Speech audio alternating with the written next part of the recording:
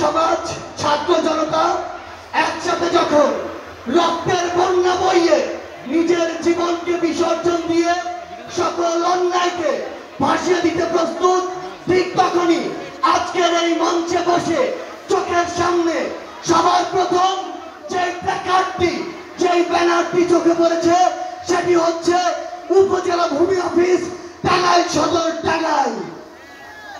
এখন আসুন আপনারা বলুন তো, এই উপজেলা ভূমি অফিসে সকল কাজ কি ন্যায্যতার ভিত্তিতে টাকা ছাড়া হয়? তাহলে টাকা দিয়ে আমার ন্যায্য অধিকার এই ভূমি অফিস থেকে আদায় করে নেওয়ার জন্য আমরা কি ওই অভ্যুত্থান ঘটিয়েছি? তাহলে আজকে থেকে শুধু এই ভূমি অফিস নয়, আপনারা এই টাঙ্গাইলের যে কোনো অন্যায় দেখলে আপনারা অবশ্যই আপনাদের ব্যক্তিগত জায়গা থেকে সেই প্রতিবাদটি জানাবেন কিনা? আমরা জানতে পেরেছি আপনার এই যে মেডিকেল কলেজ, এই মেডিকেল কলেজের নাম ছিল টাঙ্গাইল মেডিকেল কলেজ, ঠিক কিনা? তাহলে এই সেই ঐতিহ্যবাহী টাঙ্গাইল, যখন বাংলাদেশে মাত্র 19টি জেলা ছিল, তার মধ্যে একটি বৃহত্তর জেলা ছিল এই টাঙ্গাইল। সেই টাঙ্গাইলের গৌরবকে ছোট করে যখন কোন খনির নামে বাংলাদেশের এই গুরুত্বপূর্ণ জেলায় একটি মেডিকেল কলেজ থাকে, সেটি কি আমাদের স্পিরিটের সাথে যায়? তাহলে আজকের পর থেকে ছাত্র জনতার দাবি হচ্ছে টাঙ্গাইল মেডিকেল কলেজ তার নামে সমহিমায় টাঙ্গাইল মেডিকেল কলেজ হয়ে বাংলাদেশে শ্রেষ্ঠত্বের জায়গা করে নিবে। আমরা আপনাদেরকে স্পষ্ট করে জানিয়ে দিতে চাই, ওই মেডিকেল কলেজে আপনাকে যেতে হয় একটি অপারেশনের জন্য, একটি টিকিটের জন্য, সবচেয়ে কষ্টকর অবস্থায়। কিন্তু ওই দালাল ধরা ছাড়া আপনার একটি কাজও কি ঠিক মতো হয়?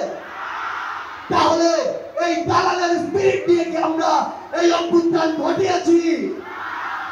ওই আয়া থেকে স্টাফ সকলকে একটি বেডের জন্য আমাদের টাকা দিতে হয়, এই টাকা দেওয়ার জন্য আমরা কি এই অভ্যুত্থান ঘটিয়েছি?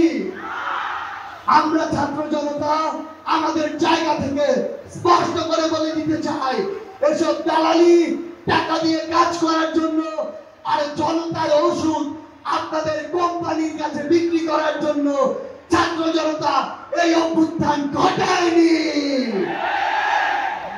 আমরা আপনাদেরকে একটি স্পষ্ট জিনিস বলে দিতে চাই, শুধু এই টাঙ্গাইলে নয়, পুরো বাংলাদেশে বিগত 16 বছরে ফ্যাসিস্ট হাসিনা সবচেয়ে বড় যে ক্ষতিটি করেছে সেটি হচ্ছে তিনি তার আওয়ামী লীগকে শুধু ফ্যাসিস্ট বানায়নি, সে তার বাংলাদেশকে শুধু ফ্যাসিস্ট বানায়নি, সে ফ্যাসিস্ট বানিয়েছে আমাদের প্রত্যেকটি মানুষকে।